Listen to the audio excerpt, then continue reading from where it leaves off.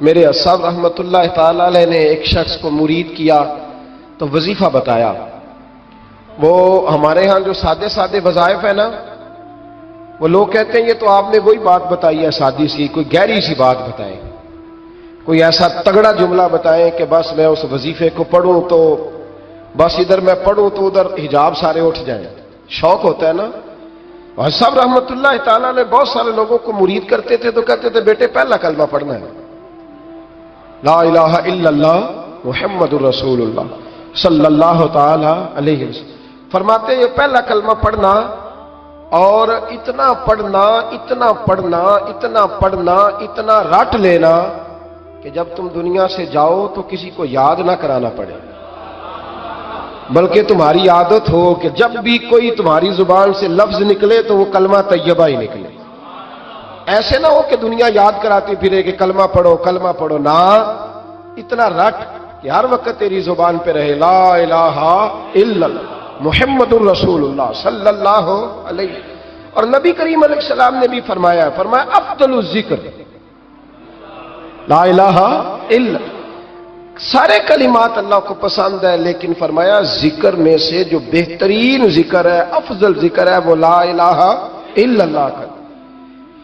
تعلق اللہ رسول کے ساتھ صحیح کر کے نبھائیں. ہمارا یہ معاملہ بن گیا ہے، بچوں سے رشتہ روز نبھاتے ہیں، دیہڑی نہیں چھوڑتے کہ میرے بچے ہیں روٹی کیسے کھائیں گے. بہن بھائیوں سے رشتہ روز نبھاتے ہیں، کوئی شادی نہیں چھوڑتے. آپ یقین کریں کہ بڑی سخت مشکل بھی ہو اور بھتیجی اور بھانجی کی شادی ہو تو چھٹی نہیں ہو سکتی، سوال ہی نہیں پیدا ہوتا. آپ یہ رشتہ چھوڑ سکتے ہیں؟ یہ تو اتنی بڑی دراڑ پڑ جائے گی. حالانکہ اگر بہن بھائی کو پتا بھی ہو کہ یہ مخلص ہے تو پھر بھی آپ چھٹی نہیں کر سکتے. وہ کہیں گے کہ شادی میں نہیں آیا، میرے بچے کی خوشی میں نہیں پہنچا، میرا تیرا رشتہ کیا ہے. میرے دوستو، بہن بھائیوں سے رشتہ روز نبھاتے ہیں، ماں باپ سے رشتہ روز نبھاتے ہیں. ایک حدیث پاک میں نبی کریم علیہ الصلوۃ والسلام نے فرمایا بیوی کو روز خرچہ دو گے نا، ایک دن نہیں دو گے تو وہ کہے گی تم نے تو کبھی دیا ہی نہیں. وہ یہ لفظ بولے گی، یعنی آپ کو روز نبھانا ہے. اگر ایک جگہ پہ آپ کمزوری دکھائیں گے تو وہ کہے گی میں تو جب سے آئی ہوں دکھی ہوں. وہ تو روز یہ بات کرے گی. دنیا کے ساتھ آپ کو تعلق روز نبھانا ہے، روز رشتہ نبھانا ہے. کتنی عجیب بات ہے نا کہ باقی سارے رشتے روز نبھائیں اور نماز والا رشتہ، قرآن والا رشتہ، درود و سلام والا رشتہ. یارو یہ کتنی کمزوری ہے ہمارے اندر، کتنی کمزوری ہے. اللہ یہ تو نہیں نہ کہتا کہ تو نماز پڑھے گا تو پھر روٹی دوں گا. حالانکہ آپ 6 چھٹیاں کر لیں نا فیکٹری سے تو فیکٹری کا مالک کہتا ہے کہ میں نے مفت میں نہیں پالنا تجھے، چل نکل دوڑ. خدا کے بندو، رب کریم روز کھانا دیتا ہے، روز زندگی دیتا ہے، روز سانسیں دیتا ہے، روز اللہ تعالیٰ نوازتا ہے، روز اپنی زمین پر چلنے کا موقع دیتا ہے، روز آسمان کی چھت دیتا ہے. تو کہتا ہے میں کبھی کبھی نماز پڑھتا ہوں، تو کہتا ہے جی میں جمعے کی نماز پڑھتا ہوں، تو کہتا ہے جی میں بس رمضان کے روزے بڑی مشکل سے رکھتا ہوں. ایسے نہ کریں. اس تعلق کو صحیح کر کے نبھائیں، صحیح کر اس رشتے کو صحیح کر کے نبھائیں. حضرت عثمان غنی رضی اللہ تعالیٰ عنہ فرمایا کرتے تھے جب سے میں نے یہ اپنا ہاتھ سیدھا نبی پاک کے ہاتھ میں دیا ہے نا، بیعت کی ہے، جب سے یہ ہاتھ حضور کے ہاتھ میں دیا ہے، فرمایا کرتے تھے میں نے اپنا سیدھا ہاتھ پھر دوبارہ اپنی شرمگاہ کو بھی کبھی نہیں لگایا کہ یار یہ اتنے مقدس ہاتھوں سے ہو کے آیا ہے تو اب میں دوبارہ شرمگاہ کو لگاؤں. پلٹ کر اپنی شرمگاہ کو بھی کبھی اپنا ہاتھ نہیں لگایا، کبھی بھی. حضرت بابا فرید الدین مسعود گنج شکر رحمت اللہ تعالیٰ علیہ کے ایک مرید تھے. بابا صاحب سے مرید ہوئے تو بابا صاحب فرمانے لگے ہاتھ مجھے دیا ہے تو میرا ہی رہنے دینا. اب جگہ جگہ نہ بھاگتے پھرنا، نوے نوے نہ یار بنائیے وانگ کمینے الو کا. اب جگہ جگہ نہ گھومتے پھرنا. اس نے کہا حضور ٹھیک ہے، صحیح ہو گیا. بس ہر آدمی کے لیے یہ حکم نہیں، اور جس رنگ میں یہ بات کر رہا ہوں اسی رنگ میں لینا. لوگ رنگ بھی بدل لیتے ہیں نا باتوں کا. جس رنگ میں بیان کر رہا ہوں نا، وعدے نبھانے کی صرف بات کر رہا ہوں، ورنہ اللہ تبارک و تعالیٰ کا فضل ہے. میرے ایک دوست ہیں پیر صاحب، تو وہ مجھے کہنے لگے میں نے اپنے مریدوں کو کہا ہے کسی اور کی تقریر نہیں سننی، کسی اور کی محفل میں نہیں جانا. آپ نے بھی کہا ہے کہ نہیں کہا؟ میں چپ کر گیا. کہنے لگے آپ بولے نا, کہا کہ نہیں کہا؟ پیار سے کر رہا ہوں, چلو بات آ گئی ہے تو آج کر دیتا ہوں. آپ پیار والے لوگ بیٹھے ہیں نا, کر لوں محبت والی بات. تو وہ مجھے کہنے لگے جی آپ نے بھی کہا ہے کہ نہیں کہا؟ میں نے کہا آپ کو کیا ٹینشن ہے؟ کہنے لگے میں نے آپ کے 2-4 مرید فلاں جگہ بیٹھے ہوئے دیکھے ہیں. میں نے کہا میں نے نہیں کہا. کہنے لگے کیوں؟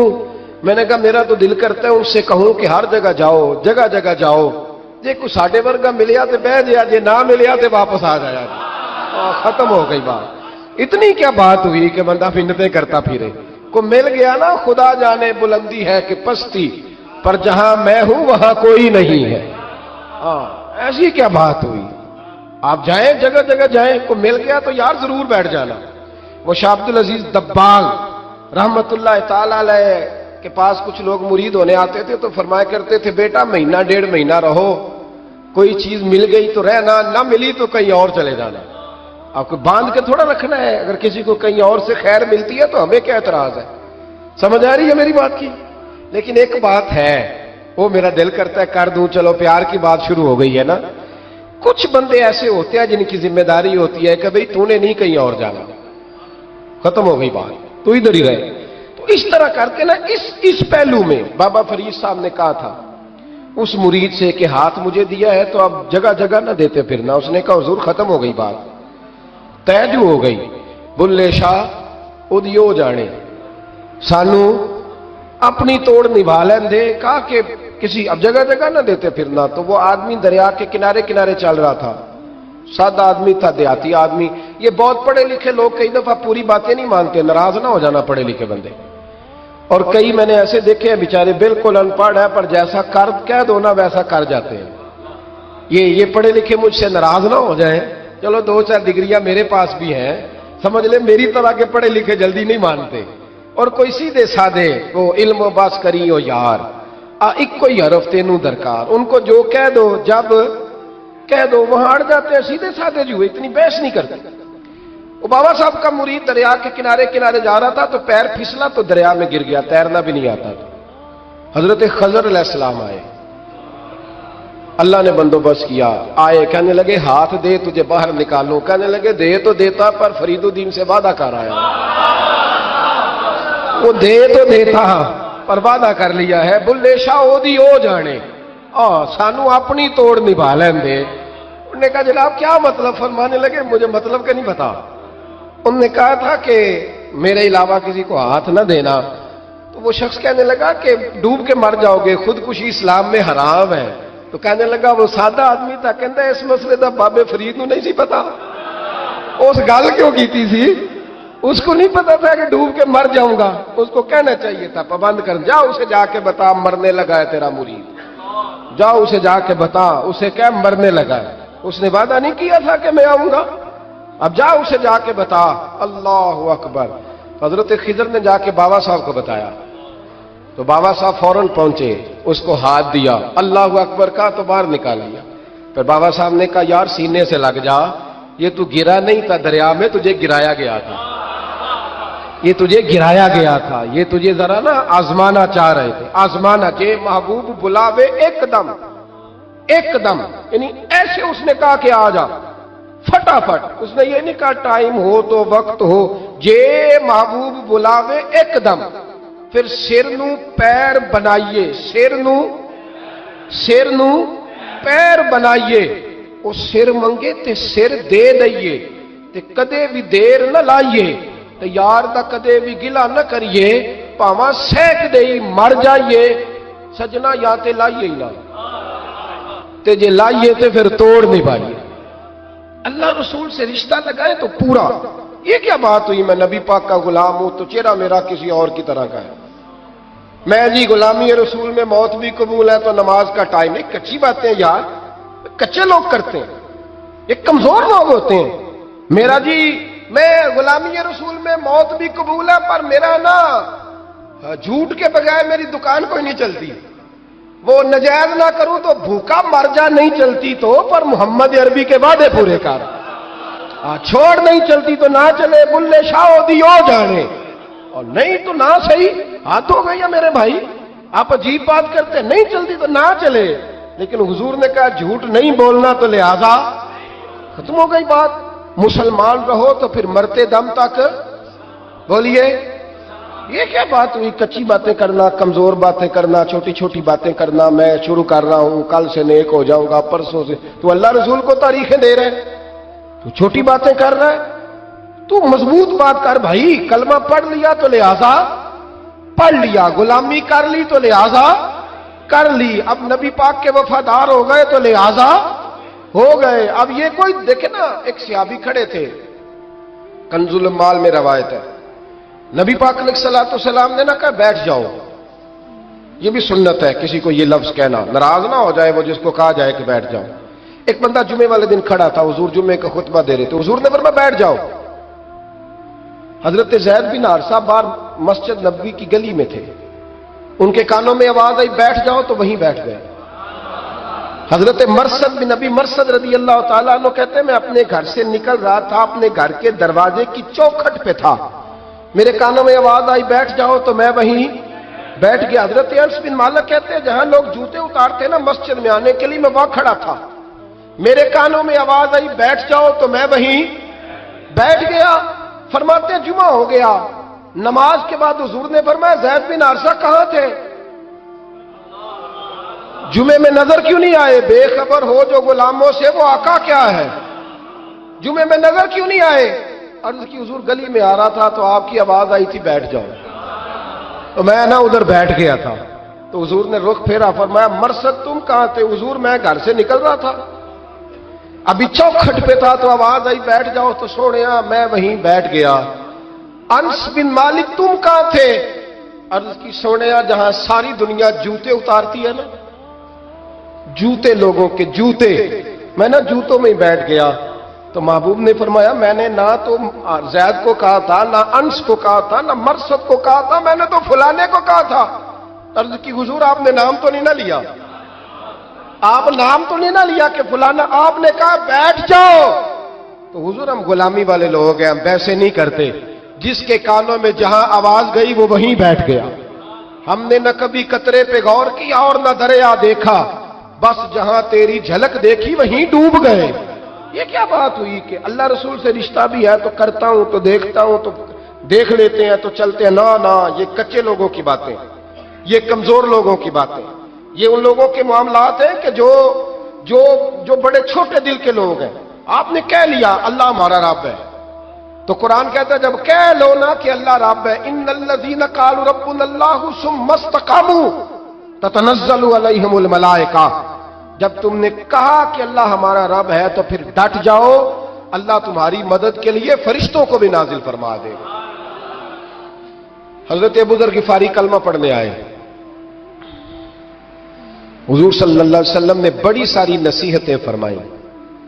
ایک نصیحت حضور نے فرمائی، ابو ذر ادھر دیکھنا میرے یارو میری طرف. ایک نصیحت حضور نے یہ فرمائی، فرمایا ابو ذر لوگ نا تجھے میرا نام لے لے کے تانے دیں گے کہ تو بھی ان کا ہو گیا ہے، جے کر یار دے نام دا ملے میڑا. ہاں لوگ تجھے تانے دیں گے، کہیں گے اب تو بھی ان کا ہو گیا ہے، تو بھی اپنے باپ دادا کا دین چھوڑ گیا ہے. تو کہا کہ ملامت جب لوگ تجھے کرے نا تو ملامت کرنے والوں کی پرواہ نہ کرنا، تانا دینے والوں کی پرواہ. تانے بڑے مزیدار ہوتے ہیں، آپ یقین کریں، تانے بڑے مزیدار ہوتے ہیں، بڑے شاندار ہوتے ہیں تانے، اور ان میں نا کئی دفعہ بڑا چسکا ہوتا ہے. کبھی کبھی کچھ باتیں یاد آتی ہیں کہ فلاں بندے نے فلاں موقع پہ فلاں بات کی تھی، کبھی کبھی یاد آتی ہے اور دل بھی کرتا ہے اس کو یاد کرائے. پھر خیال آتا ہے کہ یہ بات نہ کرتا تو شاید اللہ اتنا اونچا اڑنے کا موقع ہی نہ دیتا. تم بھی یہ بات مخالف سے نہ گھبرا اے عقاب، یہ تو چلتی ہے تجھے اونچا اڑانے کے لیے. تو نبی کریم علیہ السلام نے کہا ابو ذر ذرا غور کیجئے گا بات کا، لوگ نا تجھے اب تانا دیں گے، برا کہیں گے. اب تو جو دین قبول نماز پڑھتا ہے لوگ شاباش دیتے ہیں، تبلیغ کرتا ہے لوگ، اس زمانے میں تو تانے ملتے تھے، لوگ تانے دیں گے، ذرا خیال کرنا. کہا یا رسول اللہ بس وعدہ ہو گیا، دے لے جس نے جتنا تانا دینا ہے دے لے، ختم ہو گئی بات. حضرت ابو ذر نا یہ اس وقت صحابہ چھپ چھپ کے نمازیں پڑھتے تھے حضرت زید بن ارقم کے گھر میں، دار ارقم. وہاں سے باہر نکلنے لگے نا کلمہ پڑھ کے حضور سے وعدہ کر کے، تو دروازے پہ گئے تو ایک صحابی نے کہا کہ ابو ذر ابھی باہر جا کے بتانا نا کہ میں مسلمان ہو گیا ہوں، ایک تو لوگ تمہیں تانے دیں گے اور دوسرا ہو سکتا ہے مارے بھی، باہر جا کے بتانا نا ورنہ لوگ نا برا کہیں گے۔ تو حضرت ابو ذر غفاری نے غور سے اس صحابی کا چہرہ دیکھا اور کہنے لگے مشورہ آپ کا ٹھیک ہے پر میں نے ماننا کوئی نہیں، مشورہ آپ کا ٹھیک ہے پر میں کوئی نہیں مانوں گا۔ کہا کیوں؟